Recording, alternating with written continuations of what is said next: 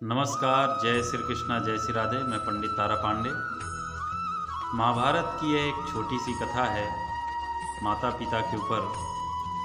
आज के समय में हर व्यक्ति रुपया पैसा धन के होड़ में लगा हुआ है। संसारिक सुख सुविधाएं सबको चाहिए और उसी को प्राप्त करने के लिए व्यक्ति के पास समय नहीं। तो ये जो प्रसंग है महाभारत का है।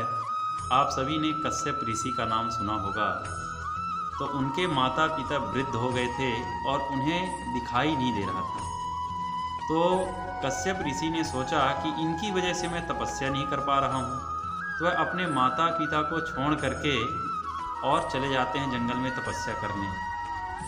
तपस्या करने जाते हैं तो जिस वृक्ष के पास बैठे थे और तपस्या कर रहे थे, तो वहीं पर एक बगुली बैठी थी और बगुली ने इनके ऊपर बीट कर दिया। जब बीट कर दिया तो वह बड़े गुस्से से उसकी तरफ देखते हैं और जब ये गुस्से से देखते हैं तो बगुली जल करके भस्म हो जाती है। तब इन्हें लगा कि हमारी तपस्या सफल हो गई, हम तो त्रिकालदर्शी हो गए। और फिर जाते हैं एक गांव में भिक्षा मांगने के लिए। तो एक पति व्रता स्त्री थी।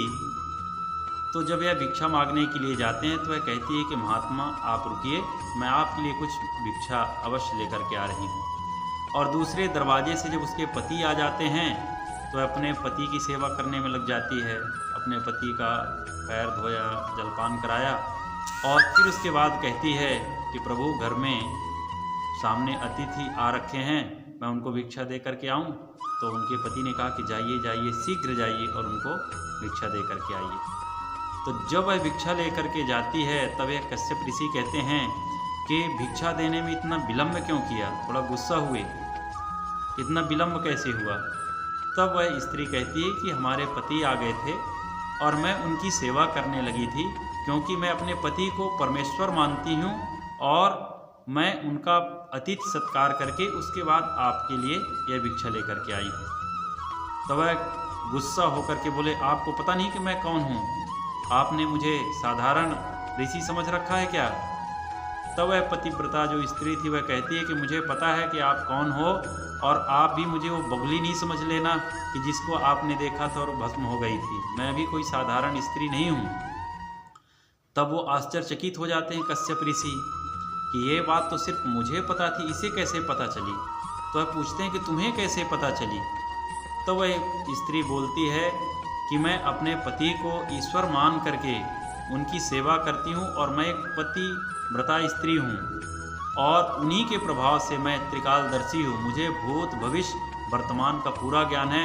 अभी अध्यात्म में तुम बच्चे हो, तुम्हें यदि ज्ञान प्राप्त करना है तो सदन कसाई के पास जाओ, वह तुम्हें ज्ञान बताएंगे। तब कश्यप ऋषि आश्चर्यचकित हो जाते हैं और ज्ञान प्राप्त करने के लिए जब सदन कसाई के पास जाते हैं तो सदन कसाई क्या था, वह मांस काट काट के बेच रहा था, किसी को 1 किलो 2 किलो दे रहा था। तो वह देखे कि इस व्यक्ति से मैं क्या ज्ञान प्राप्त करूंगा। और जब वहाँ से जाने लगे तो वह सदन कसाई जो थे वह बोलते हैं कि रुको रुको महात्मन, आप कहाँ जा रहे हो?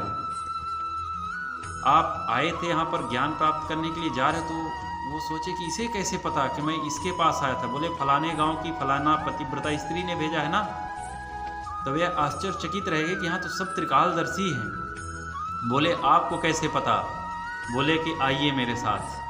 तब वह अपने साथ ले जाते हैं अपने घर और अपने माता पिता को सिंहासन पर बैठा कर रखा था, उनका जाकर के सेवा सत्कार किया और उसके बाद कहते हैं कि ये हमारे माता पिता हैं और इन्हीं की सेवा के प्रभाव से, क्योंकि मैं अपने माता पिता को ईश्वर मान करके उनकी सेवा सत्कार करता हूँ, उसी के प्रभाव से मैं त्रिकालदर्शी हूँ और मैं देख पा रहा हूँ कि तुम्हें जीवन में कभी भी पूर्ण ज्ञान नहीं हो पाएगा अध्यात्म का। बोले ऐसे कैसे हो सकता है? बोले तुम्हारे माता पिता जो हैं वह अंधे घर में हैं, उनकी सेवा करने की जगह तुम यहाँ तपस्या करने आए हो। जाओ, यदि तुम्हें अध्यात्म का पूरा ज्ञान प्राप्त करना है तो पहले अपने माता पिता की सेवा करो, उसके बाद ही तुम्हें अध्यात्म की प्राप्ति होगी। तो कहने का तात्पर्य यही है कि सबसे पहले जो हमारे घर में हमारे भगवान हैं, हमारे घर के भगवान कौन है? हमारे माता और पिता। तो पहले उनका सेवा करें, उसके बाद आप जितना समय मिले तो भगवान की पूजा पाठ अर्चन बंदन करें। जय श्री कृष्णा, जय श्री राधे।